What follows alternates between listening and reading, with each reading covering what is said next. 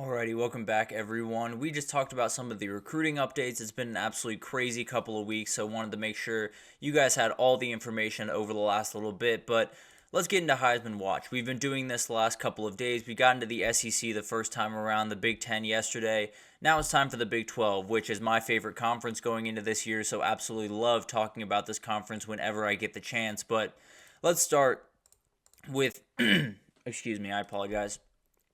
Let's start with someone that is a little bit of a dark horse in this camp. Obviously, as we've talked about in the last couple of days, we're going to do one dark horse, and then throughout the five, I'd like to have at least three positions represented, so it's not just a quarterback fest throughout the entire thing, because that's no fun for anyone. But let's start with my dark horse that I'm watching most closely, and it's got to be Jalen Daniels. I think when I look at this kid, there are so many things that he can do. And frankly, there's not a lot of quarterbacks in this conference that he takes a backseat to when it comes to talent. He can do so many things on the football field and can really do just incredible things. So I think when we talk about this kid, the big denominator is he healthy? If he's on the field, Kansas plays some really good football and they tend to win a lot of games. When he's not on the field or when he's struggling on the field, it's not necessarily as pretty. So the injury trouble is obviously something that we're going to have to watch, but the reality is he can make a ton of throws. He can make pretty much every play you want him to make with his legs. He can do a ton of really good things, and more than anything else, he is as much of a gamer as it gets. The kid is going to make sure that you win games, and he's going to have to, if he has to get, dirty and sweaty and a little bit bloody to do that, he's going to do it. He's just a remarkable player and one of my favorite players in the entire country, frankly. So I'd absolutely love to see him in New York City. I think he is someone that right now we're definitely not talking about him getting there, but the reality is if Kansas puts up a 10-2, 11-1 season and Jalen Daniels is at the very center of it, he's at least going to be in the conversation. I can't promise that he's going to make it to New York City, but I can say pretty confidently that Jalen Daniels would be a huge reason if Kansas is able to make the run that they're hoping to make this upcoming year. But let's get into the top five, and this is obviously a little bit different than what I would normally do with the restrictions on the number of positions I have to include, but I do want to start with Travis Hunter at number 5, and the only reason he's at number 5, frankly, is because of the team he's on and the kind of circumstances around him, because frankly, this might be the best football player in the conference. There are a couple of issues why I don't think he might win the Heisman, but this might be the best pure football player we've seen, maybe in the country around some people, but at least in this conference, I feel pretty confident saying this is the best football player. Now, Colorado, the issue is they're not going to be that great of a team, at least from my eyes. I see them as a 6, 7, 8 win team, somewhere in that kind of area. And as we talked about yesterday, the only person that has won a Heisman with any team under 9 wins is Ricky Williams in 1998. So it's been quite some time, and it could be that it's a totally new moniker that you have to reach. You have to reach 9 wins to get a Heisman. Who knows? But the reality is he's definitely someone that could pull that off. But let's say hypothetically they get to 9 wins or they get to 10 wins and they do incredible things.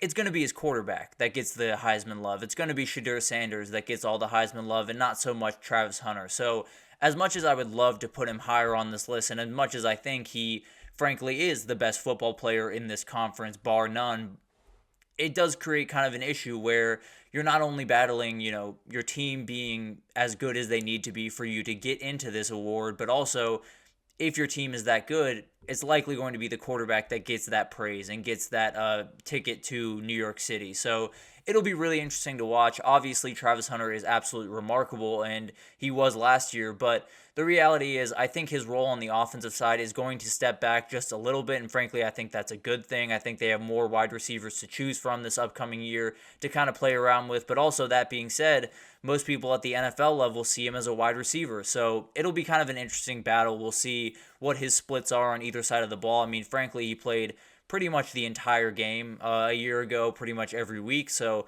we'll see what happens, but I just don't think the Heisman is necessarily too much in reach for Travis Hunter for a number of different reasons. But let's get into number 4, and I have Cam Rising here. And this was a conversation that I was a little bit conflicted about. I was battling between him and Noah Fafita, and I made a decision that I think is the right one. And I kind of went with the guy that I know is going to give me good football, and I know that its team is going to win a lot of games. I have some worries about Arizona outside of those two big time players that they have. Also, they have Takario Davis. They have some good players over there at Arizona. There's no two ways about that. But when I look at what Cam Rising is and what he has been in the past, when he's on the field, he's going to give you good football. There's no two ways about that. He's always going to put up at least solid stats. It's not necessarily going to be the prettiest thing in the world at all times, and he's not necessarily going to put up gaudy numbers, but he's going to give you really good football. And if this team runs the table and wins the Big 12 relatively convincingly, there's an argument to be made that he absolutely should be in that conversation. So I do think it's going to be one of those kind of battles back and forth between, this might not be the most talented quarterback in the conference, but I do think he has the cleanest path to going undefeated, to playing really good football the entire way, and to winning this conference. So it'll be kind of interesting to see how that develops. But also, I think the wide receiver talent is much stronger this year than it was in past years he's been at Utah. And I think the big thing here is Dorian Singer adding to that wide receiver group is just insane. I think he's going to definitely be the top receiver for them. I think him and Cam Rising seem to already have a great connection, so it'll be fascinating to watch that develop. But if Cam Rising somehow pulls this off, he will have one of the craziest careers we've seen in college football in quite some time. He will have started his career at Texas, transferred to Utah, won 2 Pac-12 titles, got injured for a full year, came back, won the Big 12, and a Heisman. So it would have been a wild, wild ride for Cam Rising. But the reality is, I think he's going to play some really good football and might just be able to find himself into these conversations. But number 3, I have Ollie Gordon. I think when you look at Ollie Gordon, I've been trying to rack my brain for a player around the country that has a better situation for them in particular. And I don't think I can find one. There are plenty of really, really good situations around there. You know, I think Will Howard's in a great situation with Chip Kelly over there at Ohio State. I think Dylan Gabriel's in a great situation with Will Stein at Oregon. But when you talk about Ollie Gordon, it's almost perfect. He, first of all, is remarkable. He was just incredible a year ago, won the Doak Walker Award. But the reality is he's also behind one of the most experienced, one of the best offensive lines in the entire country.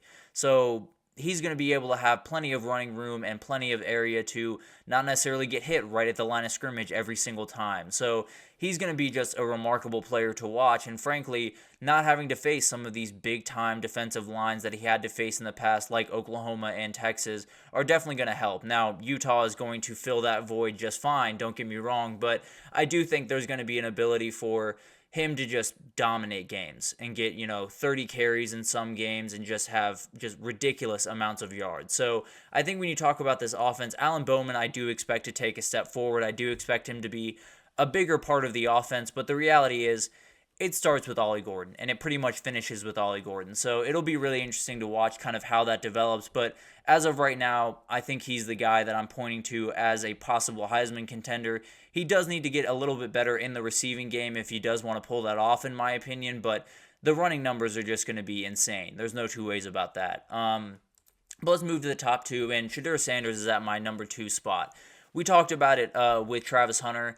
I don't think this is going to be that great of a team. We talked about the Ricky Williams example. This is the same type of thing with Shadeur Sanders. But if anyone can pull off a team winning 8 games and still making a Heisman ceremony trip, it would be Shadeur Sanders. Not only because of who he is and his name, which obviously holds some weight. There's no two ways about that. But also, this kid is really talented. I think that is abundantly clear from last year. There is no doubt about it. He can make pretty much every single throw on the field, can extend plays with his legs, can digest defenses relatively well. So he does tons of really, really good things. And I think if they can get to 9 or 10 wins, it's going to be in large part because of how good he was. And he's going to be in those conversations. There's almost no doubt in my mind. So I think he has an ability to do that if the offensive line holds up for him, maybe cuts the sacks in half. In fact, that's something that Dion and Joel Klatt talked about in the conversation that we talked about yesterday. So it'll be really interesting to see what happens here. I tend to believe that this team just won't be quite good enough for him to crack that list, but who knows? He's a very special quarterback, and the team around him is better this year. But let's get to my number 1 pick, and I think Avery Johnson has an opening this year that a lot of people might just not fully realize. I think everyone understands that Kansas State's going to be a fantastic team.